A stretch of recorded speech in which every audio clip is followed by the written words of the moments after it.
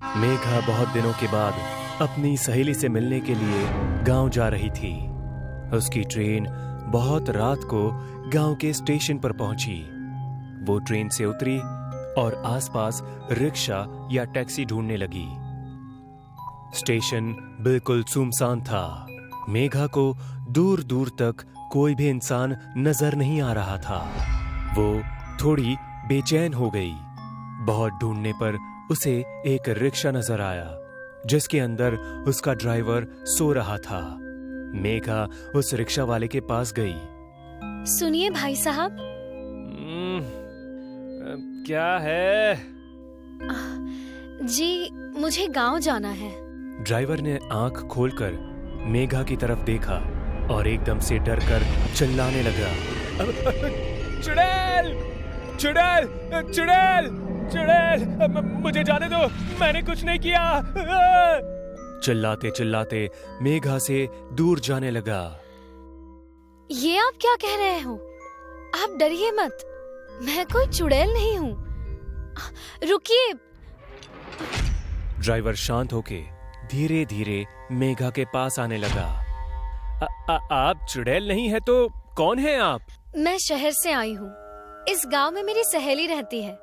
क्या आप मुझे गांव तक छोड़ सकते हैं? अगर मैंने आपको गांव तक छोड़ा तो वो चुड़ैल मुझे नहीं छोड़ेगी। चुड़ैल? कौन सी चुड़ैल? लाल साड़ी वाली चुड़ैल। आप फिक्र मत कीजिए, मैं आपके साथ हूँ। चलिए आप साथ है तभी तो डर लग रहा है। आपने लाल रंग पहना है जो चुड़ैल को बिल्कुल पसंद नहीं। गांव में अगर कोई भी लाल रंग के कपड़े पहनता है तो चुड़ैल उसके शरीर को 2 टुकड़ों में फाड़ कर जमीन में गाड़ देती है। ये सब सुन के मेघा थोड़ी डर गई, पर फिर अपने आप को संभालते हुए कहा, देखिए बात को समझिए। इतनी रात को मैं चल के नहीं जा सकती और यहाँ दूसरी रिक्शा भी नहीं है। चाहे तो ज्यादा पैसे ले लीजिए, पर प्लीज यहाँ से चलिए। अब ठीक है, पर मैं आपको गांव के बाहर एक मंदिर है वहीं छोड़ूंगा। आगे आपको खुद जाना होगा। ठीक है, चलिए। मेघा नाखुशी से मान गई और दोनों गांव की तरफ निकल पड़े। कुछ ही देर में वो मंदिर के पास पहुंचे। मेघा ने ड्राइवर को पैसे दिए और ड्राइवर मंदिर में हाथ जोड़कर वहां से निकल गया। मेघा अकेली रह गई। उसे गांव नजर आ रहा था, पर चुड़ैल की कहानी सुनकर वो थोड़ी सी डरी हुई थी, पर हिम्मत करके वो गांव की तरफ बढ़ने लगी। मेघा सड़क पर चल रही थी। उतने में उसे पीछे किसी की आहट सुनाई दी। उसने घबराकर पीछे देखा तो वहां कोई नहीं था। उसका ध्यान जमीन की ओर गया और डर के मारे उसके पसीने छूटने लगे। जमीन पर खून से रंगे हुए पैरों के निशान थे जो उसके पीछे पीछे चल रहे थे। मेघा ने अपने पैर उठा के देखे तो वो बिल्कुल साफ थे। मेघा ने डरकर उल्टे पांव चलना शुरू कर दिया, पर वो पैरों के निशान उसका पीछा करते रहे। मेघा रुक गई। वो निशान चलते चलते उसके बगल में आके रुके। मेघा वहां से जाने के लिए मुड़ी और जैसे ही वो मुड़ी, उसके कंधे पर एक खून से लथपथ हाथ पड़ा। मेघा इतनी डर गई कि वो चिल्लाते हुए गांव की तरफ भागने लगी। मेघा चिल्लाते हुए गांव में पहुंची। मुझे बचाओ, वो चुड़ैल मुझे मार डालेगी। मुझे बचाओ। बहुत से लोग अपने घर से बाहर आ गए। मेघा की सहेली भी बाहर आ गई। मेघा ने उसकी सहेली को उसके घर के बाहर आते हुए देखा और पूरी ताकत से वो घर के अंदर भागी। उसकी सहेली भी उसके पीछे भागती हुई अंदर गई। तू लाल रंग पहन के क्यों आई है गांव में? गलती मेरी ही है, तुझे बुलाना ही नहीं चाहिए था। एक काम कर, तू भाग जा गांव से, वरना ये चुड़ैल तुझे नहीं छोड़ेगी। मेरे पति की तरह तुझे भी मार डालेगी। वो दोनों घर में बात कर रहे थे, तभी चुड़ैल का खून से लथपथ एक हाथ दरवाजा तोड़कर अंदर आया और मेघा को घसीटकर बाहर ले जाने लगा। चुड़ैल के हाथ ने मेघा को घसीटकर घर के बाहर फेंक दिया। उसे कुछ समझ नहीं आ रहा था कि हो क्या रहा है। गांव वाले मेघा को देखने के लिए उसके पास जाने लगे। मेघा के ऊपर लाल रोशनी में लाल साड़ी वाली चुड़ैल देखने लगी। गांव वाले रुक गए और अपने घरों की तरफ भागने लगे। चुड़ैल का रूप बहुत भयानक था। पूरी साड़ी खून में लथपथ होने के कारण वो खून की बूंदें मेघा के शरीर पर गिर रही थी। मेघा का चेहरा खून से लाल हो गया था। मैंने तुमसे कितनी बार कहा है कि इस गांव में कोई भी लाल रंग के कपड़े पहनकर नहीं आना चाहिए, पर तुम लोग मेरी बात नहीं मानते। अब ये लड़की जान से जाएगी।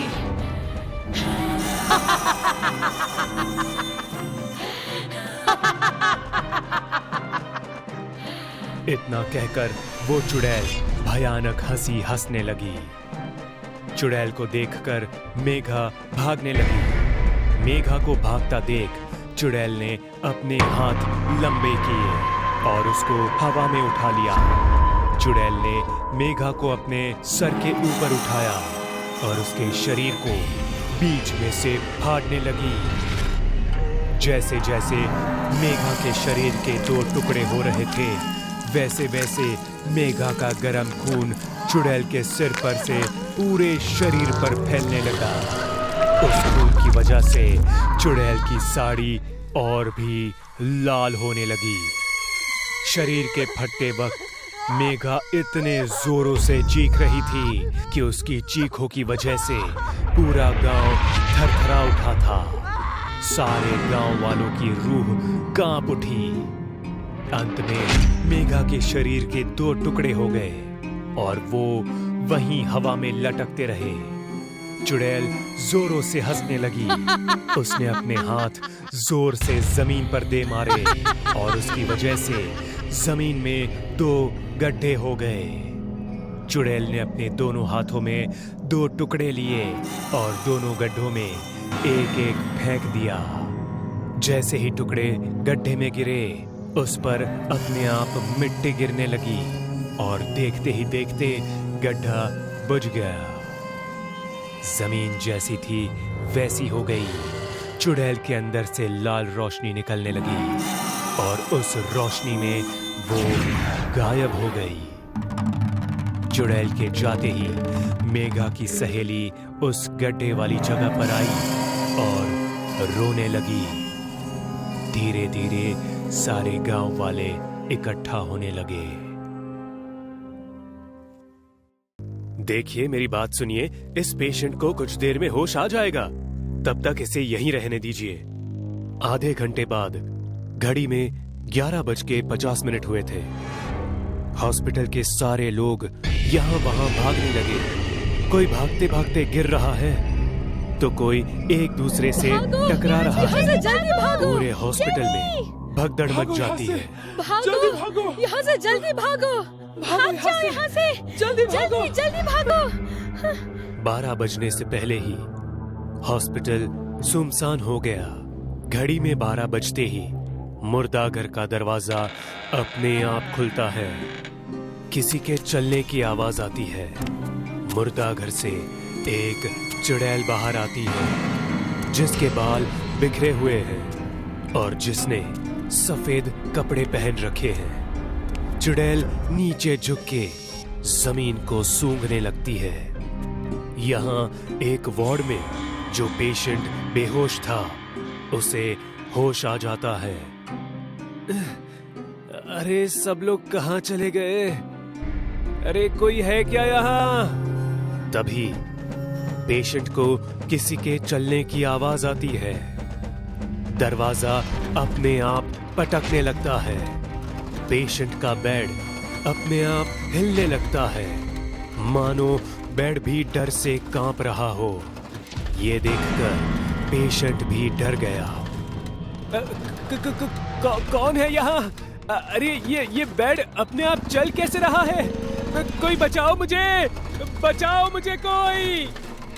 बेड अपने आप सीढ़ियों की ओर बढ़ गया और बेड सीढ़ियों से नीचे गिर गया।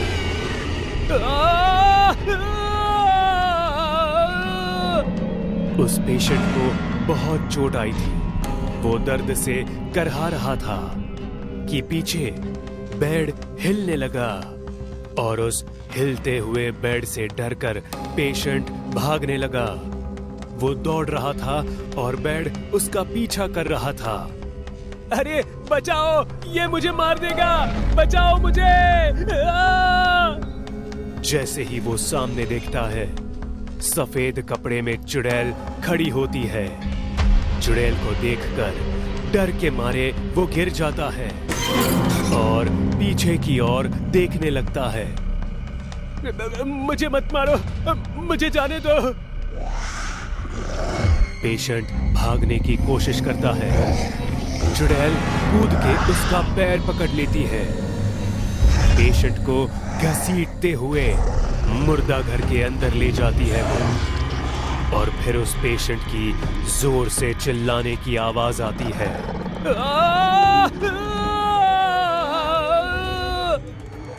कुछ देर बाद चुड़ैल मुर्दा घर से बाहर आती है। उसका मुंह खून से सना होता है और वो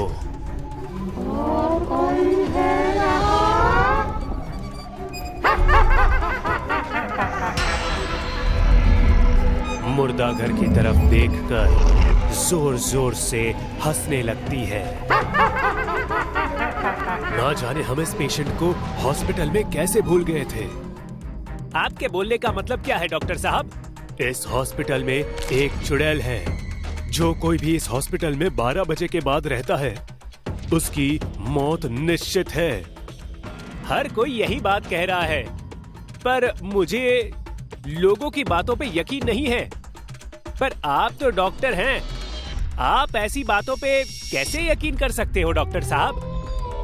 अरे बहुत से ऐसे केस देखे हैं मैंने। भूतों के नाम से लोगों को मारकर उनके अंगों की तस्करी करते हैं हॉस्पिटल वाले। हम ऐसा कुछ नहीं करते।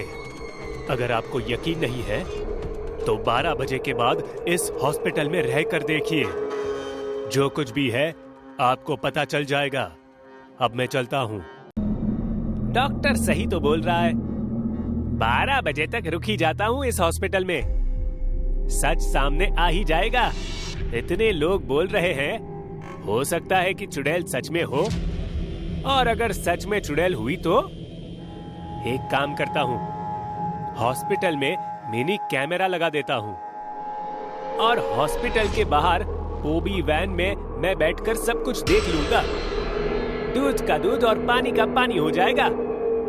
जर्नलिस्ट छोटे छोटे कैमरास हॉस्पिटल में लगा देता है और अपनी ओबी वैन में बैठकर 12 बजने का इंतजार करता है।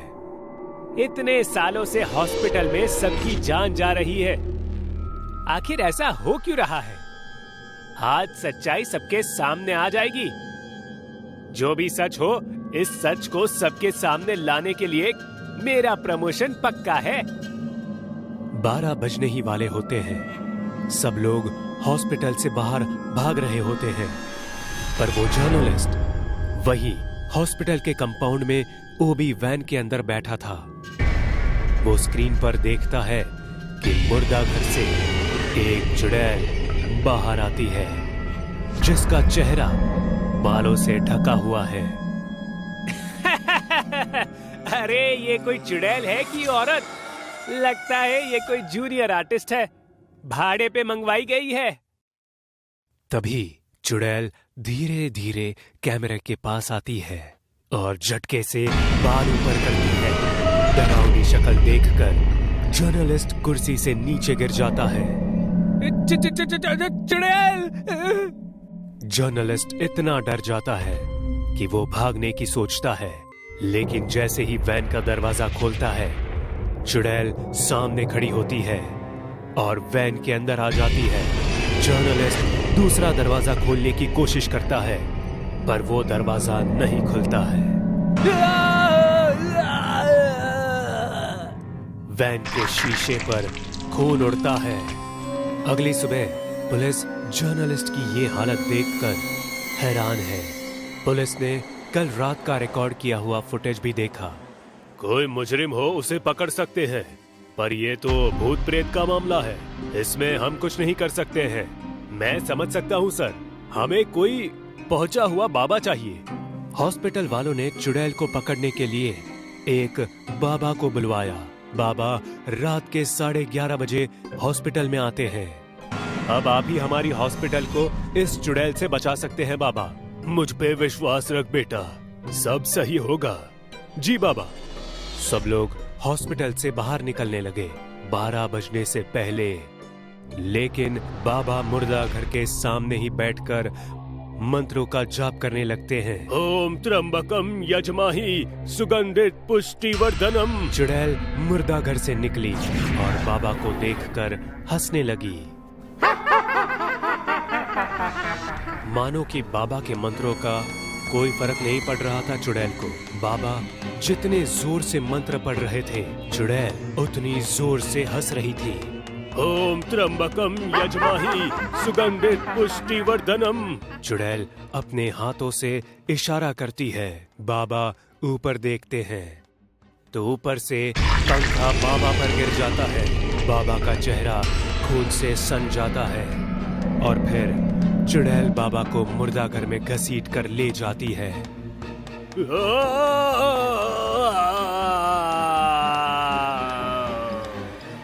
बाकियों की तरह चुड़ैल ने बाबा को भी अपना शिकार बना दिया। अब हॉस्पिटल वालों को एक बात समझ आ गई कि चुड़ैल हॉस्पिटल से नहीं जाएगी।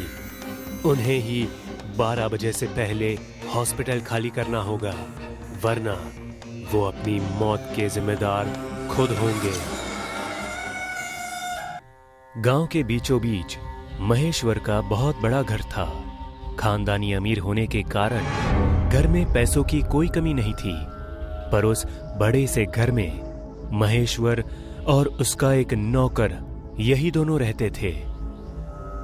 इसलिए वो पैसों को दान कर देता। गांव के लोग उसे बहुत मानते और उसकी इज्जत भी करते।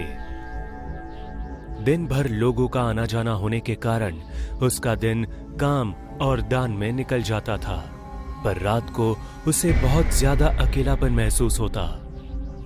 एक दिन महेश्वर ने नौकर को अपने कमरे में बुलाकर पूछा, अरे सुनो, ये गांव के लोग दिन भर तो मेरे आगे पीछे घूमते हैं, पर रात को इन्हें क्या हो जाता है?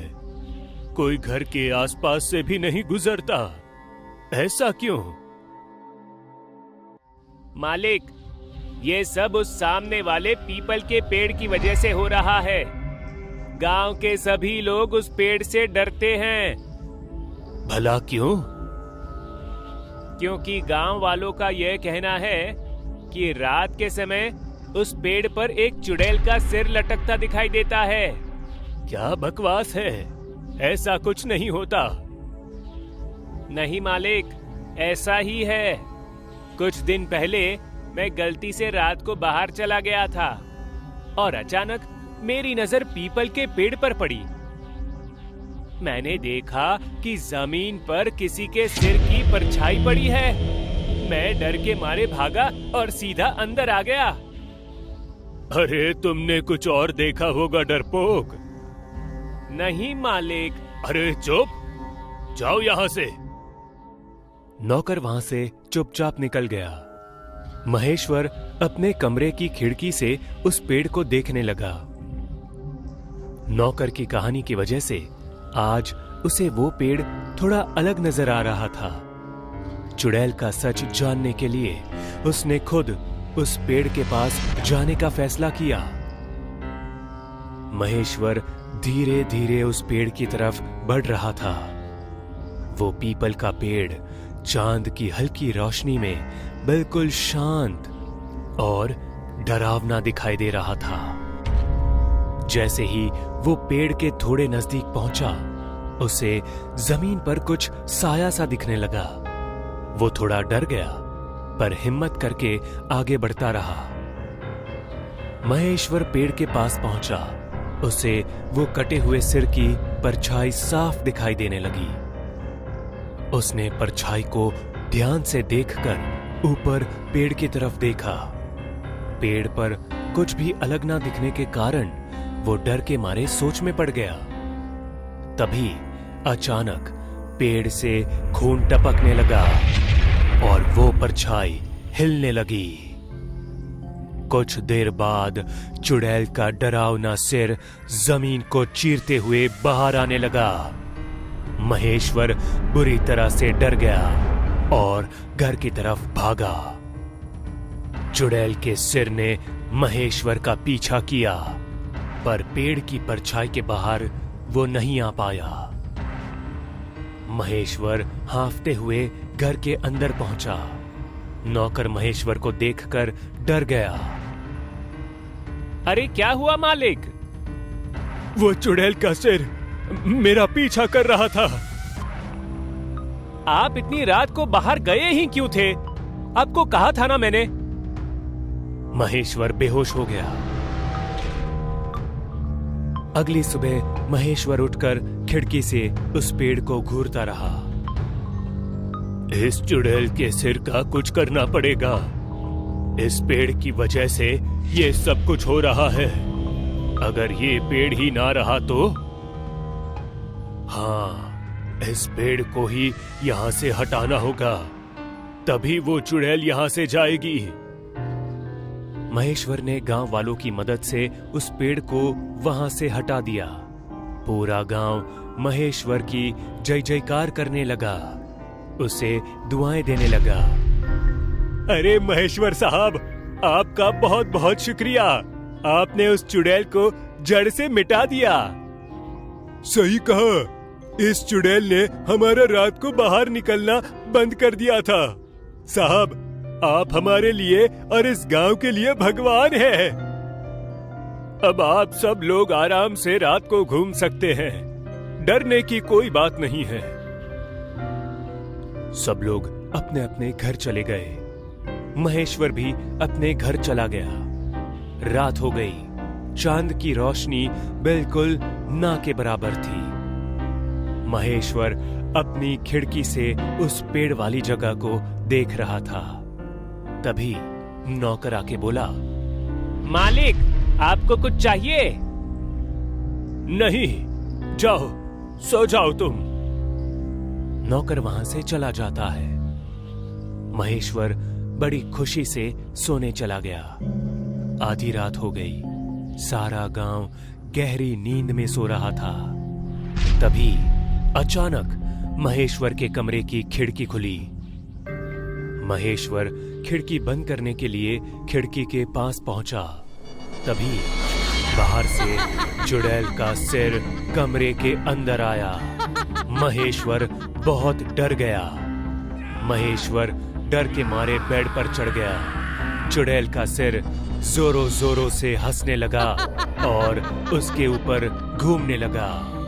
महेश्वर रोते हुए चिल्लाने लगा, पर उसकी आवाज कोई नहीं सुन पा रहा था।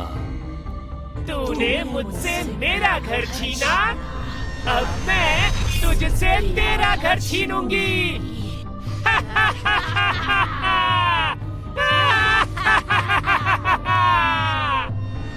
चुड़ैल का सिर खिड़की से बाहर आकर घर के ऊपर चारों तरफ घूमने लगा और घूमते घूमते बड़ा होने लगा। वो सिर अब और भी भयानक होने लगा। चुड़ैल का सिर एक जगह रुका और आंखों से लाल रोशनी निकालकर उस घर को आग लगा दी। अंदर से महेश्वर और उसके नौकर की चिल्लाने की दर्दनाक आवाजें आने लगी। वो सुनकर चुड़ैल और जोर से हंसने लगी। देखते ही देखते पूरा घर जलकर खाक हो गया। कुछ देर बाद उस मलबे में से एक पीपल का पेड़ उगने लगा। पेड़ पूरी तरह से बड़ा हो जाने के बाद उस चुड़ैल का सिर उस पेड़ के अंदर गायब हो गया। कहते हैं कि उस चुड़ैल की वजह से गांव के लोग रात में तो क्या, दिन में भी उस पेड़ के पास जाने से डरते हैं।